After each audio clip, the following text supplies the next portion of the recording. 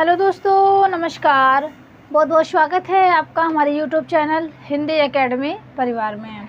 कैसे हैं आप सब? आशा करते हूँ अच्छे होंगे, स्वस्थ होंगे और खूब मन लगा करके पढ़ाई कर रहे होंगे। तो दोस्तों, जो भी भाई बहन चैनल पे पहली बार हैं वे हमारे चैनल को सब्सक्राइब कर लें, बेल आइकन प्रेस कर लें, जिससे हमारे वीडियोज़ की हर नोटिफिकेशन उन्हें मिल जाया करें। और दोस्तों, वीडियो को ज़्यादा से ज़्यादा शेयर किया करिए, जिससे और भी भाई बहन हमें देख पाएँ। ठीक है, हमारे वीडियोज़ को देखें, पढ़ें और अपनी तैयारी को और भी मजबूत बनाएं। ठीक है, तो चलिए आज की क्लास को कंटिन्यू करते हूँ। आज हम हिंदी साहित्य में प्रथम, दोस्तों हिंदी साहित्य की प्रथम रचना, प्रथम लेखक, किस लेखक के अनुसार किस आलोचक ने किसको प्रथम माना है, ये सब आप लोगों ने बहुत पढ़ लिया होगा। तो जो नहीं पढ़े होंगे, कुछ हम अलग लेके आए हैं। तो देखिए, नए तथ्य हैं, महत्वपूर्ण तथ्य है हिंदी साहित्य के अंतर्गत। तो देखिए, मेरा पहला पॉइंट है सामूहिक आक्रोश का अभिनव। देखिए, सामूहिक आक्रोश का अभिनव काव्य जगदीश चतुर्वेदी द्वारा संपादित प्रारंभ को कहा जाता है। ठीक है, फिर से सुनिए एक बार, सामूहिक आक्रोश का अभिनव काव्य। यह भी पूछा गया है कि सामूहिक आक्रोश का अभिनव काव्य जगदीश चतुर्वेदी द्वारा संपादित प्रारंभ को कहा जाता है, जो कि 1963 ईस्वी में प्रकाशित हुआ और जिसमें 14 कवि थे। ठीक है, जिसमें 14 कवि थे। तो सामूहिक आक्रोश का अभिनव काव्य जगदीश चतुर्वेदी द्वारा प्रकाशित कराया गया। किस नाम से? तो प्रारंभ को कहा जाता है, और जो 1963 में प्रकाशित हुआ, जिसमें 14 कवि थे। चलिए अगला देखते हैं। अकविता और बीट कविता का एक संग्रह अभिव्यक्ति है। संपादक है रमेश कुंतल मेघ और कुमार बिमल, जो कि 1964 में है।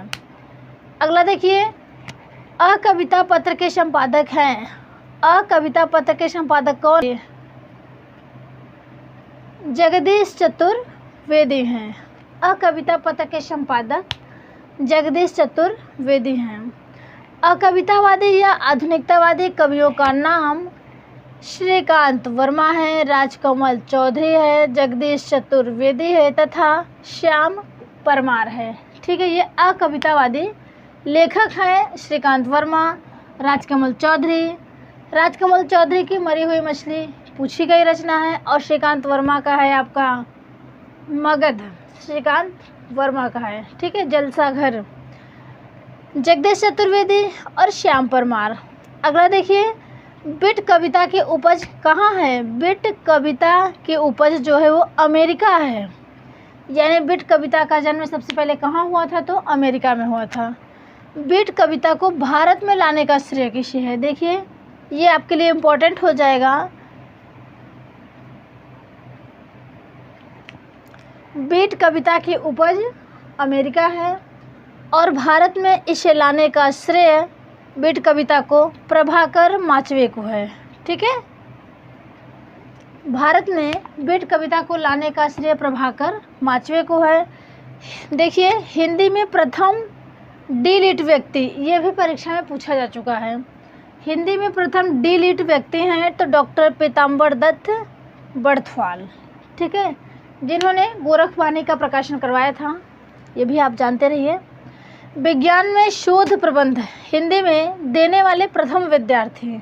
फिर सुनिए एक बार, विज्ञान में शोध प्रबंध हिंदी में देने वाले प्रथम विद्यार्थी हैं मुरली मनोहर जोशी। मुरली मनोहर जोशी हिंदी के वे प्रथम विद्यार्थी हैं जिन्होंने विज्ञान में शोध प्रबंध हिंदी में दिया था। ठीक है, चलिए अगला पॉइंट देखते हैं। हिंदी का पहला इंजीनियर कवि कौन है? ये भी आपके लिए इम्पोर्टेंट हो जाएगा। हिंदी का पहला इंजीनियर कवि कौन है? तो वे हैं आपके मदन वात्स्यायन। ठीक है, ये मदन वात्स्यायन है, और मदन वात्स्यायन जी प्रयोगवाद में भी अपनी भूमिका निभाते हैं। ठीक है, तो मदन वात्स्यायन इन्होंने में भी प्रयोगवाद के सप्तक में आते हैं। और किस सप्तक में आते हैं ये भी जान लीजिए आप। जो तार सप्तक है, अज्ञे जी ने तार सप्तक निकाला था, तो आपके जो तीसरा सप्तक है, तीसरे सप्तक में ये मदन वात्स्यायन आते हैं। ठीक है, तीसरा सप्तक।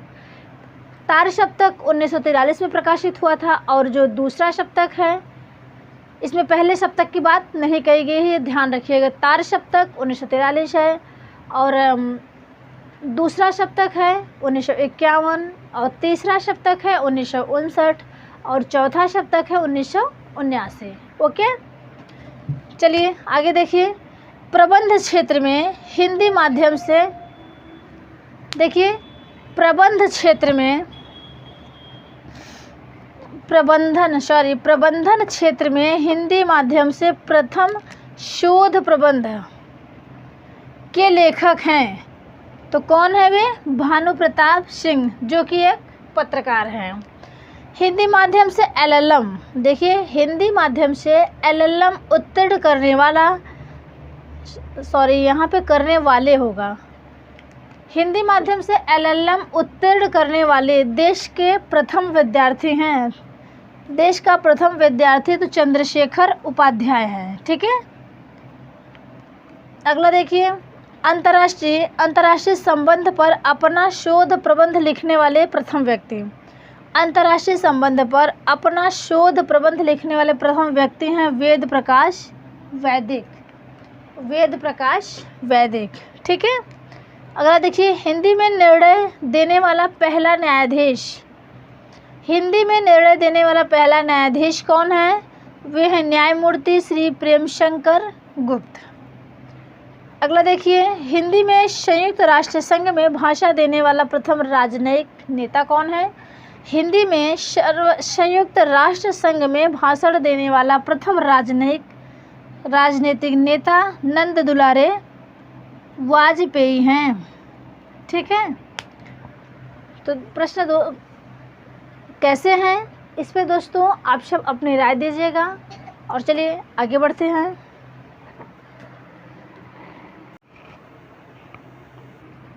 चलिए अगला पॉइंट देखते हैं। सेंट्रल लेजिस्लेटिव असेंबली में हिंदी के प्रथम वक्ता थे। सेंट्रल लेजिस्लेटिव असेंबली में हिंदी के प्रथम वक्ता थे आपके कौन थे? तो नारायण प्रसाद सिंह। ठीक है, Narayan Prasad Singh central legislative assembly में हिंदी के प्रथम वक्ता थे। हिंदी का प्रथम अर्थशास्त्रीय ग्रंथ कौन सा है? संपत्ति शास्त्र है। संपत्ति शास्त्र किसकी रचना है बताइए? तो संपत्ति शास्त्र रचना है महावीर प्रसाद द्विवेदी का।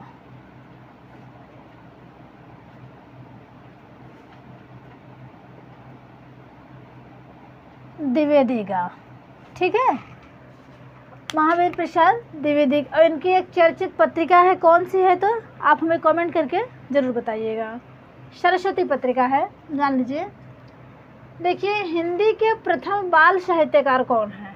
हिंदी के प्रथम बाल साहित्यकार कौन है? तो यहाँ पे हैं आपके जयप्रकाश भारती। अगला पॉइंट देखिए। हिंदी की प्रथम वैज्ञानिक पत्रिका है। हिंदी की प्रथम वैज्ञानिक पत्रिका है आपका विज्ञान। इसी विज्ञान में एक प्रत्यय लग जाएगा तो क्या बन जाएगा? वैज्ञानिक। ठीक है, इसी विज्ञान में एक बार फिर सुन लीजिए, एक प्रत्यय लगा देंगे तो आपका वैज्ञानिक बन जाएगा। अगला देखिए। स्वच्छंदतावाद शब्द का सर्वप्रथम प्रयोग किसने किया था? फिर सुनिए, स्वच्छंदतावाद शब्द का सर्वप्रथम प्रयोगकर्ता है तो सबसे पहले किए थे स्लेगर महोदय ने, जो कि जर्मनी के रहने वाले थे।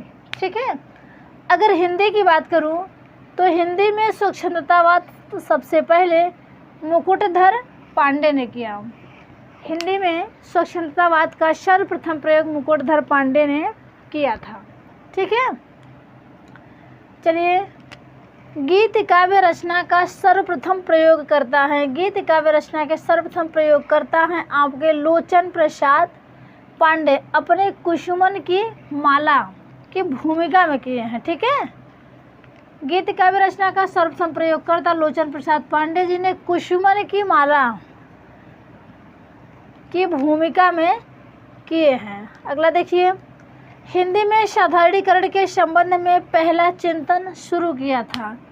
ये कथन किसका है? हिंदी में साधारणीकरण के संबंध में पहला चिंतन शुरू किया तो किस आलोचक ने शुरू किया? तो आचार्य रामचंद्र शुक्ल ने शुरू किया। ठीक है, साधारणीकरण का प्रथम प्रयोगकर्ता है, साधारणीकरण के प्रथम प्रयोगकर्ता हैं तो आचार्य भट्टनायक। ठीक है, हिंदी में प्रथम राष्ट्रीय गान के रचयिता हैं, बताइए। हिंदी में प्रथम राष्ट्रीय गान के रचयिता हैं पंडित गिरिधर शर्मा। अगला देखिए, हिंदी का पहला समांतर कोश बनाने का श्रेय किसे है? हिंदी का पहला समांतर कोश बनाने का श्रेय अरविंद कुमार व उनकी पत्नी कुसुम को जाता है। ठीक है, अगला देखिए, अगला पॉइंट, देवनागरी के प्रथम प्रचारक कौन थे? देवनागरी लिपि के प्रथम प्रचारक कौन थे? तो वे थे गौरी।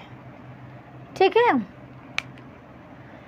आचार्य शुक्ल जी की पहली सैद्धांतिक आलोचनात्मक कृति है, बताइए। आचार्य रामचंद्र शुक्ल की पहली सैद्धांतिक आलोचनात्मक कृति है काव्य में रहस्यवाद। और राय साहब का वायुयान, देखिए ये लेटेस्ट रचना है, हमने ले लिया है। राय साहब का वायुयान, राय साहब का वायुयान कविता भगवती चरण वर्मा का है। यहाँ पे स नहीं रहेगा, भगवती चरण वर्मा का है। अपनी शताब्दी के नाम है। ये रचना किसकी है? तो ये रचना है दूधनाथ सिंह की है। अपनी शताब्दी के नाम दूधनाथ सिंह की रचना है। अगला है एक पतंग अनंग में काव्य संग्रह किसका है? तो ये है आपका अशोक वाजपेयी का है। ये है आपका अशोक वाजपेयी का। ठीक है, तो चलिए आगे देखते हैं।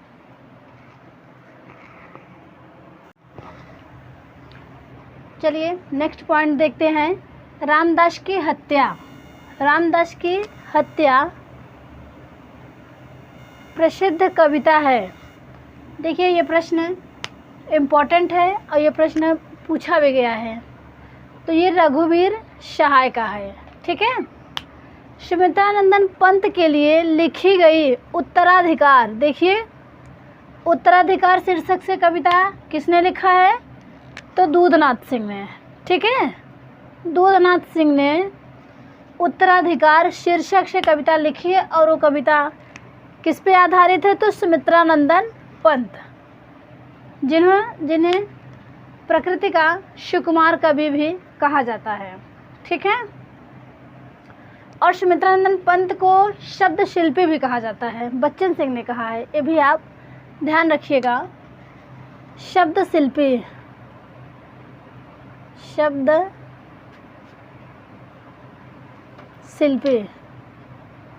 बच्चन सिंह ने कहा है सुमित्रानंदन पंत को। चलिए नेक्स्ट पॉइंट देखिए। कॉफ़ी हाउस में एक मेलोड्रामा चर्चित कविता है। तो यह है सर्वेश्वर दयाल सक्सेना की।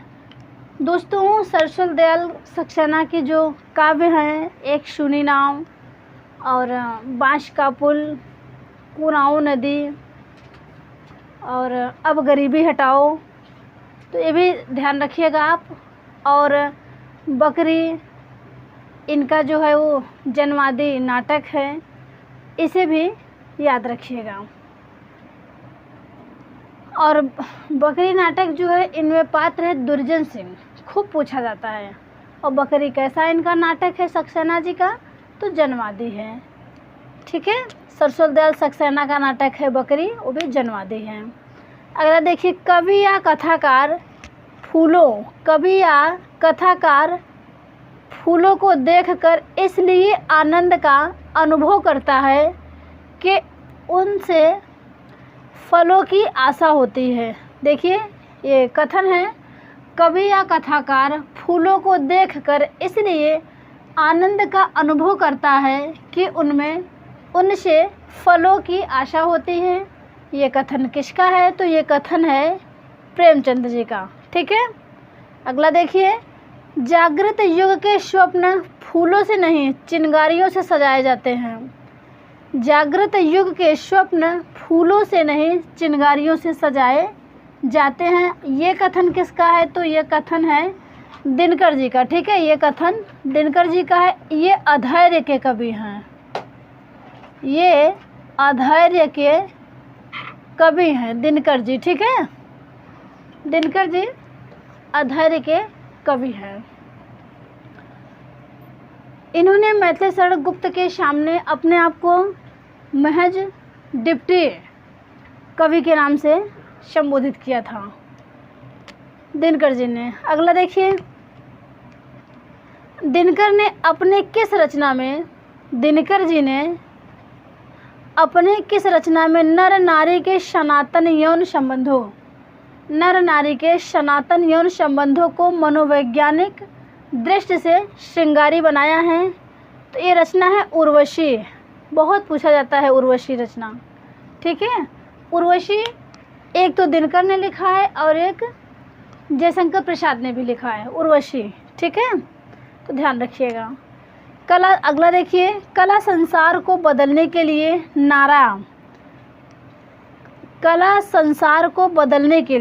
ये आपका एक नारा है, यानी उद्बोधक वाक्य है।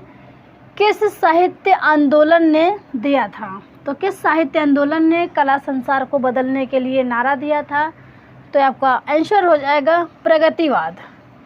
ठीक है, तो प्रगतिवाद साहित्य आंदोलन ने ये नारा दिया है कि कला संसार को बदलने के लिए। अगला पॉइंट देखिए, 1971 ईस्वी में आचार्य शुक्ल की कविताओं का संकलन किस शीर्षक से छपा? 1971 ईस्वी में आचार्य शुक्ल की कविताओं का संकलन किस शीर्षक से छपा? तो वो है आपका मधुस्रोत। ठीक है, वो है आपका मधुस्रोत। जीवन के शान में देखिए, ये लेटेस्ट रचनाएं भी हमने यहाँ पे रखा हुआ है। जीवन के शान में काव्य संग्रह है। जीवन के शान में काव्य संग्रह है शिवमंगल सिंह सुमन। ठीक है, शिवमंगल सिंह सुमन। और देखिए अगला, वत्सल फाउंडेशन नामक साहित्यिक संस्था की स्थापना किसने की थी? वत्सल फाउंडेशन नामक साहित्यिक संस्था की स्थापना अज्ञे ने की थी। ठीक है, अज्ञे ने। और दोस्तों ये देखिए, आज के सेशन का एक अंतिम पॉइंट है, अकविता को अंतर्विरोधों की अन्वेषक कविता किसने कहा? फिर से देखिए, अकविता को अंतर्विरोधों की अन्वेषक कविता किसने कहा? तो कहने वाले हैं आपके श्याम परमार। ठीक है, अकविता को अंतर्विरोधों की अन्वेषक कविता कहने वाले श्याम परमार हैं। तो दोस्तों सेशन कैसा लगा? अगर आपको पसंद आया हो तो वीडियो को एक लाइक करिएगा। अभी तक चैनल को सब्सक्राइब नहीं किया है तो मेरे चैनल को सब्सक्राइब कर लीजिए, बेल आइकन प्रेस कर लीजिए, जिससे हमारे वीडियोज़ की हर नोटिफिकेशन मिल जाया करे। और दोस्तों वीडियो को खूब शेयर किया करिए और दोस्तों हमें सपोर्ट करिए। ठीक है, तो बस आज यहीं तक। आप खूब जी जान से तैयारी करिए, अपना ध्यान रखिएगा। अब मिलेंगे हम नेक्स्ट वीडियो में, तब तक के लिए नमस्कार।